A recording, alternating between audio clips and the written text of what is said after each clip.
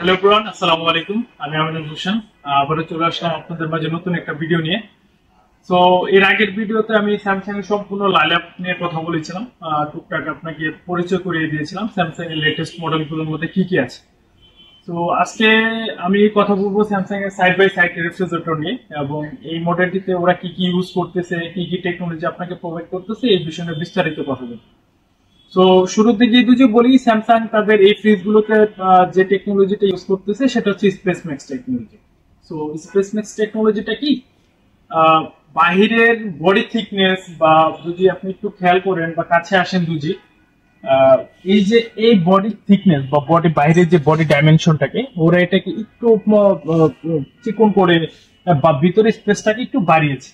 That's mean ওরা বলতেছে যে এই বডিটাতে ওরা হাই এফিসিয়েন্সি ফোমিং এক ধরনের ইউজ করেছে, যার কারণে এটা খুবই স্ট্রং এবং থিকনেসটা একটু স্লিম করে ভিতরে ডাইমেনশনটাকে ওরা মোটা করেছে।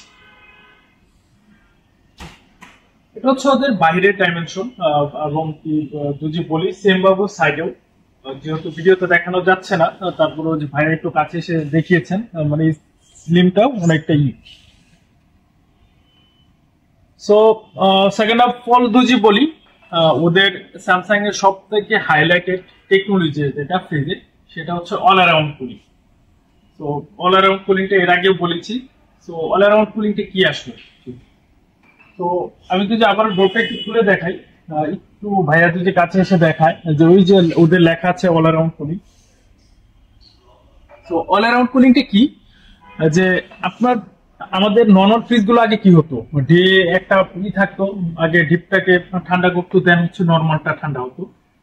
বাট অল অ্যারাউন্ড কুলিং থাকার কারণে হয় কি, এই যে প্রত্যেকটা বক্স যে আছে যেটাকে আমরা বলতেছি, বা প্রত্যেকটা পার্ট ও আলাদা আলাদা ভাবে কুলিং করবে। এর ফলে কি হবে, আপনার কুলিং পারফরমেন্সটা প্রপারলি পাবেন এবং আপনার কুলিংটা প্রপারলি থাকবে এবং খাবারটাকে ঠান্ডা করবে প্রপারলি পাবেন। দেন আমি যদি বলি, এই টেকনোলজিটা খুবই ভালো, কারণ এর ফলে হয় কি আপনাদের খাবারের মানটাও ভালো থাকে, কুলিংটাও প্রপারলি ভাবে পায়। দেন যদি বলি, ওরা এই রিফ্রিজারেটর থেকে বলতেছে best value for money. Best value for money কেন, আপনি যদি চিন্তা করে দেখেন, আদার্স অন্য ব্র্যান্ড যারা সাইড বাই সাইড রেফ্রিজারেটর বানাচ্ছে বা বিক্রি করছে, তাদের লিটার ক্যাপাসিটি কতটুকু, 580, 590 বা 600 সর্বোচ্চ। ওই জায়গায় স্যামসাং কিন্তু আপনাকে প্রায় 700 লিটার ক্যাপাসিটির একটা ফ্রিজ দিচ্ছে। তো দ্যাটস মিন কি 700 লিটার একটা ক্যাপাসিটির ফ্রিজ পাওয়া মানে একটা মানে বিশাল বিশাল ব্যাপার সেটা। সো এর ফলে কি হবে, আপনি স্পেসটা বেশি পাচ্ছেন, 100 লিটার বেশি স্পেস। সো এর জন্য ওরা এটাতে বলতেছে বেস্ট ভ্যালু ফর মানি। দেন যদি বলি ওদের পরবর্তী টেকনোলজিটা, সেটা হচ্ছে চেস্ট ফ্রিজারের অল্টারনেটিভ। চেস্ট ফ্রিজারের অল্টারনেটিভ কি, বেসিক্যালি আমরা যে ডিপ ফ্রিজ গুলো ইউজ করি, চেস্ট ফ্রিজারের বা বক্স আকারের যে ফ্রিজ গুলো ইউজ করি, ওইগুলোতে যদি আমি নর্মালি একটা সাইজ বা লিটার ক্যাপাসিটির কথা বলি, ওইটাতে দেখা যায় 200 বা 250 বা 280, 150 এরকম লিটার ক্যাপাসিটির ভিতরে থাকে। বাট স্যামসাং এর এই মোশনটা যদি আপনি একটু দেখেন, এই যে এই মোশনটা শুধু, এটা কিন্তু সম্পূর্ণই ডিপ।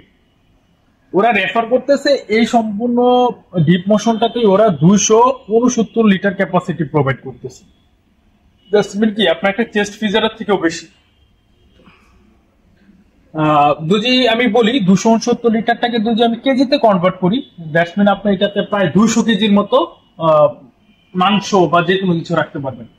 যদি একটা 2 থেকে 2.5 মনের একটা গরুর কথাও যদি আমি বলি, দ্যাটস মিন এটাতে কিন্তু আপনি 2টা গরু রাখতে পারবেন।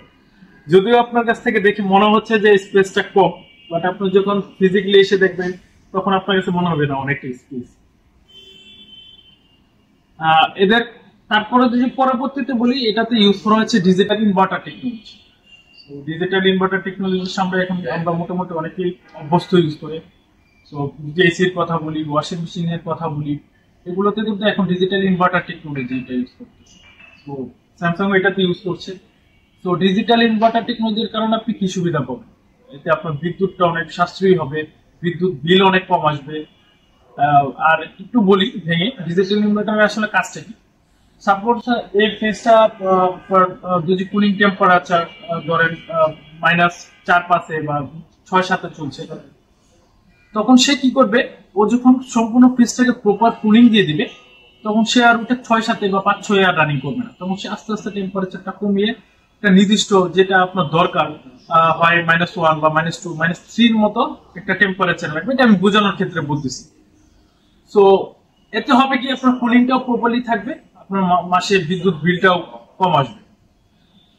দেন যদি আমি একটু বলি ওদের ফিল্টার রাখার একটা যেটা সব থেকে ইন্টারেস্টিং বিষয়, আমরা অনেক সময় হয় কি ফ্রিজে যখন মাছ মাংস অনেক কিছু রাখি, তখন কিন্তু হচ্ছে কি হয়, সম্পূর্ণ এটা মিক্স হয়ে একটা ব্যাড স্মেল তৈরি হয়।